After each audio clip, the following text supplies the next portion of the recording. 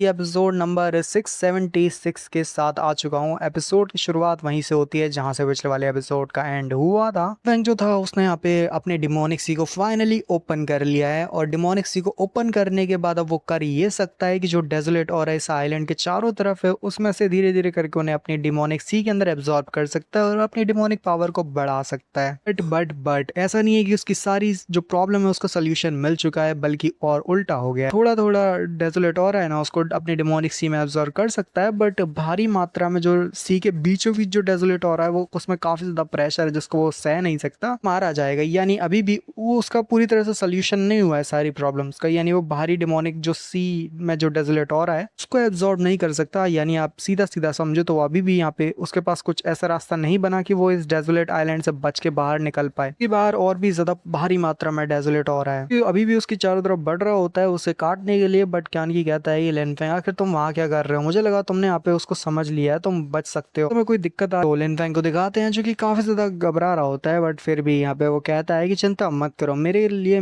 इसको संभालना इतना ज्यादा मुश्किल नहीं है। और डेजोलेट एनर्जी जो कि इसके चारों तरफ होती है बिल्कुल पानी में डूब जाता है। मिकी भी कहता है कि ये बास्टर्ड की क्या पागल हो चुका है क्या, देखो जरा पानी के अंदर ही चला गया। वाकई में के जो डेजोलेट सी है उसकी पावर्स को यहाँ पे संभाल पा रहा है, इसको कोई दिक्कत नहीं हो रही। तक एक वेनेबल रिलेम का कल्टीवेटर भी यहाँ पे आ जाए तो तुरंत ही मारा जाए, बट ये बंदा तो डेजोलेट पावर्स को एब्जॉर्ब करते हुए आगे बढ़ पा रहा है। कुछ घंटे बाद दिखाते हैं नीचे कल्टीवेट करने के बाद पता नहीं या फिर कुछ करने के बाद पानी के अंदर वो वहाँ पे बाहर निकलता है और उसकी पावर पहले से दुगनी हुई होती है। दिखाते हैं कि उसके माथे पे कुछ चीजें चमकती है और उसका डिमोनिक सी भी एक्टिवेट होता है और इतना तगड़ा होता है कि भाई साहब एनर्जी के फ्लोज निकलते हैं। पास है कहता है कि परस्यूड एम्पर, मैंने डेजोलेट पावर्स को यहाँ पे समझ लिया है, क्योंकि मैंने उसको समझ लिया तो ये मेरे ऊपर इफेक्ट नहीं करेगा, तो हम यहाँ से देख सकते हैं आगे क्या करना है। वो भी मैं हेल्प से कर सकता हूँ, यानी कि मैं यहाँ पे डेजोलेट पावर्स को हटा सकता हूँ, वो भी अपनी सेक्रेड इमॉर्टल की के साथ। तो इसका मतलब ये कि अगर मेरी सेक्रेड इमॉर्टल पावर जो है वो ज्यादा ताकतवर होगी तो वैसे ही मैं डेजोलेट पावर को ओके रख सकता हूँ और वहाँ पे मेरे को कहीं भी जाना होगा जहाँ पे डेजोलेट पावर है तो मैं आसानी के साथ जा सकता हूँ। बट मेरी जो सेक्रेड इमॉर्टल पावर है उसका ताकतवर होना भी जरूरी है। सेक्रेड इमॉर्टल पावर्स के साथ उसने डेमोनिक सी को ओपन किया जिसकी वजह से वो यहाँ पे चीजों को विथस्टैंड कर सकता है, यानी अब उसे कोई भी खतरा नहीं होने वाला इस डेजोलेट ऑरा से। बैंक से हमारा क्यान की कहता है हम बच्चे भले तूने कुछ भी किया हो, फिर से यहाँ पे लिंग लोंग की सेक्रेड इमॉर्टल की ने भी जान बचा ली, तो तुम्हारा डेमोनिक सी अभी भी इतना ताकतवर नहीं है क्योंकि और भी ज्यादा पावरफुल होता है, तो बच्चे अभी भी तुझे अपनी डेमोनिक सी पे काम करने की जरूरत है। बैंक कहता है हाँ मैं यहाँ पे जानता हूँ कि मुझे आगे क्या करना पड़ेगा अगर ऐसी सिचुएशन आती भी है, तो तुम चिंता मत करो। और यहाँ पे कहीं ना कहीं आइलैंड के एंड पे यहाँ पे एक बोट आगे गिरती है, आप लोग गेस कर सकते हो चाहो तो, वैसे कोई जरूरत भी नहीं बट हाँ दिखाई देते हैं। बोट आगे गिरती है उस बड़ी यंग मिस की जो कि मिस यांग होती है आई थिंक। आते ही कहते हैं चिंता मत कीजिए, हम यहाँ पे कुछ भी हो जाए यहाँ से आप सभी को बाहर निकालेंगे सेफ्टी पूर्वक। नाइन ड्रैगन आइलैंड वालों ने हमारी शिप के ऊपर हमला किया और शिप को डैमेज कर दिया, बट हम यहाँ पे बाहर और बच ही गए। फिर भी ये जो लाइट बैरियर है अभी तक संभाल नहीं पाया जिस वजह से हम इस आइलैंड पे आके फंस चुके हैं। पता नहीं हम कितनी टाइम तक यहाँ पे जिंदा रह पाएंगे, ये शायद हमारे लिए इम्पॉसिबल भी हो सकता है कि हम इस डेजोलेट सी को पार कर पाए। इसको पार करते हुए डेजोलेशन रिलेम तक पहुंचने तो और भी मुश्किल बनाते हैं इस सफर को। हाँ हमने यहाँ पे इस जगह को मतलब उस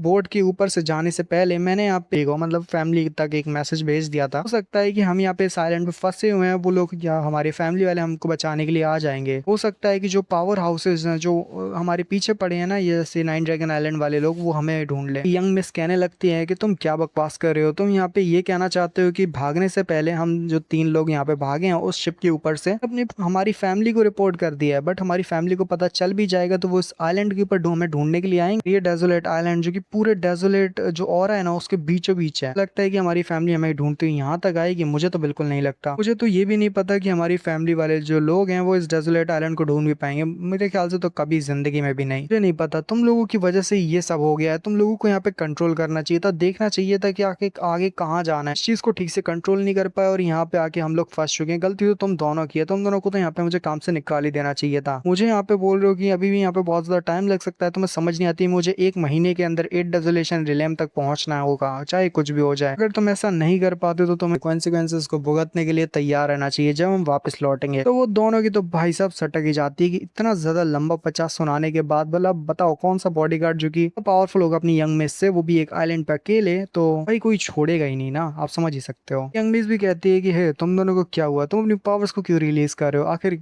ये क्या साबित करना चाहते हो। उनमें से एक कहता है कि यंग मिस लगता है आपको कोई गलत फहमी हो गई है, आपको क्या लग रहा है कि आप यहाँ पे हमें धमका सकती हो, आपको यहाँ पे बार बार अपनी जो फैमिली है उसमें जाने की जल्दी मुझे पता है किस लिए यंग मिस को वापस जाने की जल्दी इसीलिए है क्योंकि यंग फैमिली में जो ब्लड लाइन होती है ना वो पावर को स्ट्रेंथन करने वाली मतलब किसी और को भी दे सकते हैं। यानी कि एक तरीके से ये ब्लड लाइन का पावर का इस्तेमाल इसलिए होता है कि दोनों पार्टीज का फायदा होता है। भी डुअल कल्टीवेट करेगी तो इसकी जो ब्लड लाइन की पावर होगी ना, जो कि स्पेशल ब्लड लाइन की पावर है यंग फैमिली की, वो दूसरे बंदे तक जाएगी, की पावर बढ़ेगी और साथ ही मिस यंग जो है उनकी पावर ही बढ़ जाएगी। ये बंदा बताते हुए कहता है कि मिस यंग हम सभी बॉडीगार्ड और नॉर्मल लोग भी जानते हैं बहुत अच्छे से, मतलब जो इनके फैमिली के गार्ड्स है ना वो भी बहुत अच्छे से जानते हैं। मिस यंग ये बहुत अच्छे से जानते हैं कि आप जिसके साथ भी डुअल कल्टीवेट करोगी उसकी पावर तो बहुत ज्यादा ताकतवर के साथ वो बंदा फ्यूचर में कल्टीवेट कर पाएगा और मतलब बहुत ज्यादा स्ट्रांग बन पाएगा और साथ ही उसकी कल्टीवेशन बढ़ेगी, ब्लड लाइन की जो पावर होगी बहुत ज्यादा प्योर हो जाएगी, मतलब यंग टाइप फैमिली की जो ब्लड लाइन की पावर होती है ना उसे वो मिल जाएगी। साथ ही साथ उसका फ्यूचर जो होगा ग्रेट हो जाएगा। और मैंने तो ये भी सुना है कि यंग मास्टर जुआन युआन जो है उनके पास बहुत ज्यादा पावर है, उनके पास एम्परर की ब्लड लाइन भी है कि जुआन युआन क्लैन में सबसे ज्यादा यंग जनरेशन की पावर आती है। मैंने सुना है जो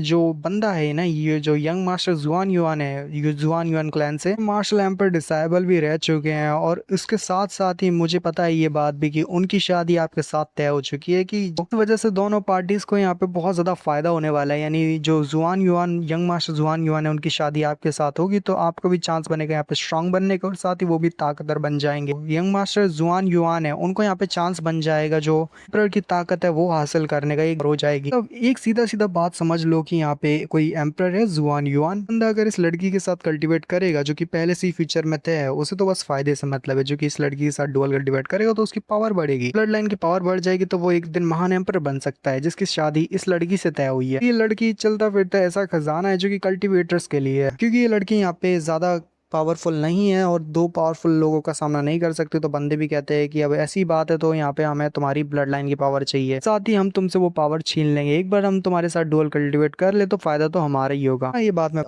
बात मैं खुद कहना चाहता हूँ कि यार कभी अभी के लिए तो बातें काफी ज्यादा चल रही है, तो हाँ मैं थोड़ा ठीक से समझाने की कोशिश करता हूँ। आप लोगों से भी मैं कम्युनिटी पोस्ट पर पूछूंगा कि क्या मुझे ज्यादा डिटेल से बताना चाहिए या फिर नॉर्मली जैसा है बिल्कुल वैसा बता के बात खत्म करनी चाहिए। यार बातों पे आते हैं, अब वो लड़के बिल्कुल करीब आने लगते हैं मिस यांग के और कहते हैं उनमें से एक, ऐसी बारी आ चुकी, यानी अगर हम तुम्हारे साथ डुअल कल्टीवेट कर ले तो हमारी पावर बढ़ेगी, ब्लड लाइन की पावर ही बढ़ेगी। मिस अपने आप को तैयार कर लीजिए, आज तुम्हारे साथ पूरा मजा करने का आपको मौका मिलेगा। मेरे साथ ही अगर आप डुअल कल्टीवेट कर लोगे तो जरा देखो आपकी ताकत ही बढ़ेगी, साथ ही हमारी ताकत ही बढ़ेगी। और यहाँ पे कोई नहीं है जो आपको बचा सके, आपकी तो खुद की गलती है, आपकी किस्मत बेकार है। ये वो फलाना डिम का बातें करने के बाद बेचारे के ऊपर हमला होता है, बंदा मारा जाता है सिंपल डिवाइन सेंस के हमले के साथ, वो भी एक ही बारी में। दूसरा बंदा भी कहता है कि आखिर तुम कौन हो और तुम यहाँ पे क्यों बीच में आ रहे हो, बट वो बंदा भी तुरंत ही मौत के घाट उतर जाता है। लिन फेंग वहां आके बोलता है ये कमीने कुत्ते सोच रहे हैं कि ये तुम्हारे को बुली कर सकते हैं, यानी कि इनके खुद के मास्टर को बुली करना, ये तो कितनी बेशरमनाक बात है। मुझे तो तुम्हें मारते हुए ऐसा लग रहा है कि मेरे हाथ गंदे हो चुके हैं सड़े हुए चेहरों को मार के। जब मुड़ता है देखता है कि ये वही मिस है तो वो भी कहता है कि वाकई में तो वही मिस है। लड़की भी सोचती है कि ये बंदा कौन है, शायद ये वही तो नहीं जिसको मैंने पहले बचाया था, मतलब ये तो वही है। वो अपने पास से कुछ मेरिडियंस को